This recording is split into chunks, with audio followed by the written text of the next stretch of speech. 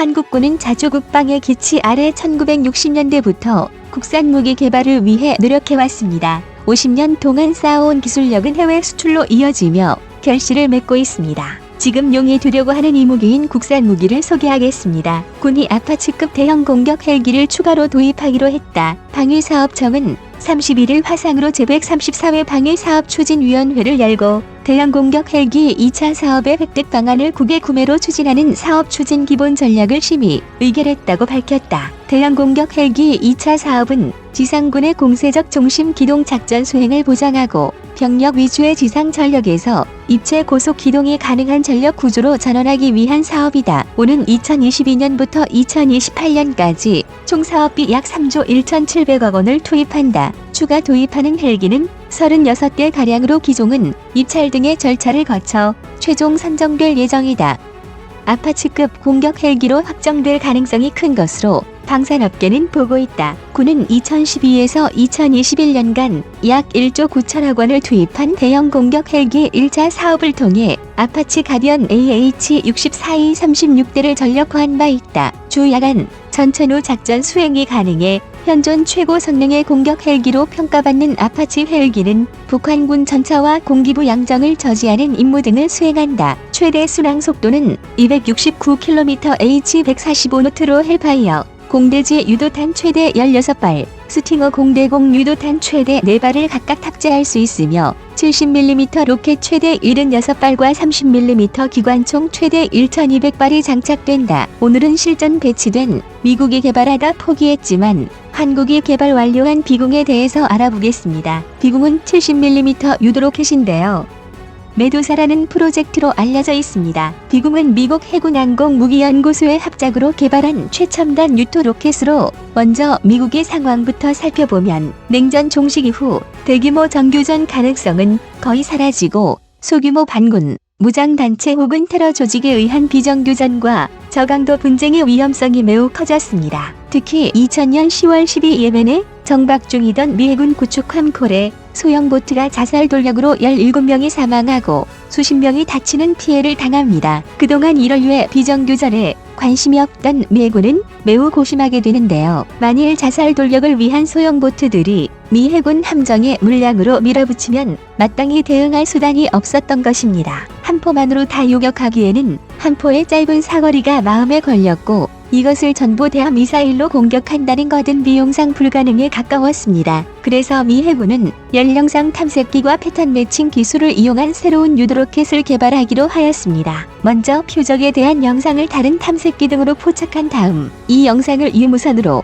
유도로켓에게 전송하며 로켓은 발사되어 중간 단계까지는 INS를 이용하여 관성함법으로 날아가고 종말 단계에서는 미리 입력된 영상을 이용하여 표적을 정확히 찾아서 꽂습니다. 2.75인치 직경 70mm 로켓은 크기가 워낙 작고 또 개발 목적이 저가형 유도 무기이므로 고성능의 연령상 장치 대신 쌀값에 구할 수 있는 상용품 소자를 최대한 사용하여 탐색기도 비냉각 방식으로 했으며 탐색기가 전방으로 고정해 있는 방식인 스트랩 다운 방식을 쓰기로 합니다. 스트랩 방식은 눈 아래 탐색기가 좌우로 움직이지 않기 때문에 저렴하지만 탐색 각도가 제한적이라는 단점이 있습니다. 하지만 미 해군은 이걸 독자적으로 하기엔 비용이 문제가 되었고 마치 비슷한 생각으로 고민에 빠져있던 한국에게 도움을 요청합니다. 한국의 입장에서는 전시에 북한군이 호버크래프트의 특수부대를 신고서해 오거나 인천 수도권 등에 상륙하여 기습 점령하거나 후방 교란을 하면 여간 골치 아픈 것이 아니기 때문에 그만큼 전선에 보낼 병력이 부족해진다는 뜻이기도 하는데요. 일이 이렇게 돌아감에 따라 2000년 중반 무럽 미 해군 연구소와 방위사업청은 MOU를 맺고 공동 개발을 하기로 합니다. 미국은 주로 이미 개발해 놓은 내용을 한국에 전해주고 한국은 이를 최대한 값싸게 만들 방법을 연구하였고 이것이 일명 저가유도 영상 로켓이라는 로거 사업입니다. LOGIR 응용 연구를 마친 로거 사업은 미국 측의 수요가 변경돼 부득이 우리나라가 단독으로 체계 개발을 진행하게 됐는데요. 국방연구소가 주관하고 리그 넥스원이 체계 종합 CG 업체로 참여하며 2012년 관련 프로젝트가 본격화됐습니다. 비공 개발의 핵심은 기존 70mm 무유도 로켓인 히드라 70에 적외선 탐색기와 유도 조종 장치 등을 달아 이동 표적에 대한 명중률을 높이는 것이었습니다. 비공은 적외선 영상 탐색기를 통한 적외선 영상 추적 방식의 발사 후 망각형 파이어 앤드 포겟으로 개발돼 다중 표적에 대해 동시에 대응할 수 있습니다. 발사 후 망각은 미사일을 발사하면 미사일 자체에 내장된 탐색기로 목표물을 알아서 추적하는 것을 의미하는데 현재 한국이 개발하거나 개발 중인 첨단 미사일의 시스템 중 하나인데요. 파이어 앤 포켓 기술은 유도 미사일 3세대 기술로서 유도 무기 체계의 중요 핵심 기술입니다. 비공은 북한군이 공기부 양정 여러 대를 투입해 대규모 상륙 작전을 감행하는 상황에서도 효과적으로 대처할 수 있는 무기입니다. 또한 비공의 가장 큰 경쟁력은 해외 유사 무기체계 대비 값이 싸고 단독 작전이 가능한 독립체계라는 점입니다. 유토 로켓의 핵심 구성품인 탐색기와 유도 조종 장치를 소형화하면서 다른 유도 체계와는 다른 저단가의 부품으로 개발되었기 때문에 기존 유도 무기 가격 대비 30% 수준의 저비용으로 개발에 성공했습니다. 그렇기 때문에 비공 미사일 단가는 수천만 원대로 헬파이어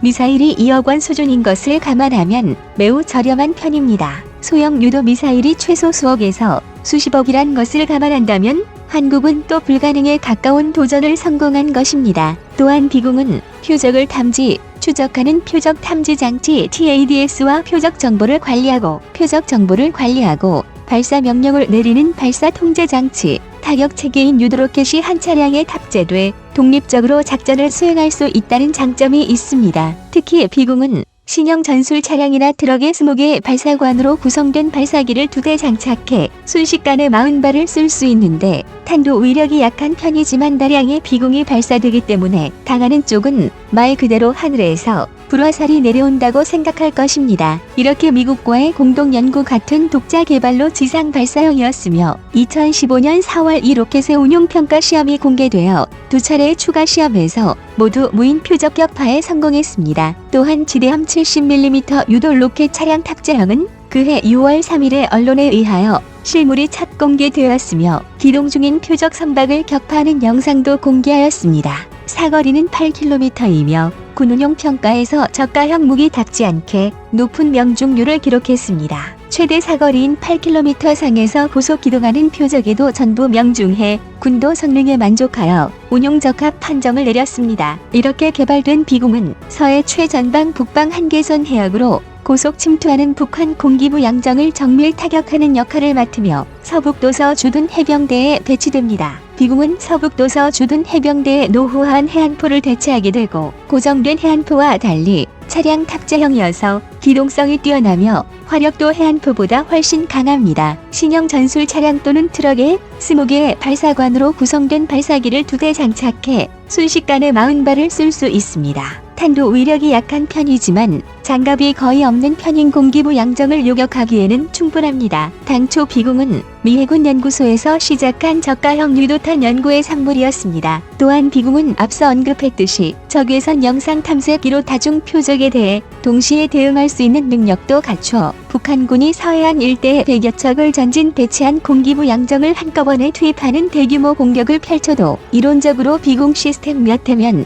방어가 가능합니다. 한국은 남들이 보지 생각하지 못하는 것을 만드는 나라입니다. 한국전쟁 이후 충족하지 못한 삶 속에서 치열하게 살아오며 끈질긴 생명력을 가진 나라입니다. 작은 불씨 하나만 있더라도 활활 타오르게 만들 수 있는 대단한 능력을 가진 나라입니다. 그런 대한민국이라는 나라를 우리 국민들 모두가 자랑스럽게 생각해야 하지 않을까 생각합니다. 지금까지 세상의 모든 이야기 거를 얘기하는 거리 튜브였습니다. 시청해주셔서 감사합니다.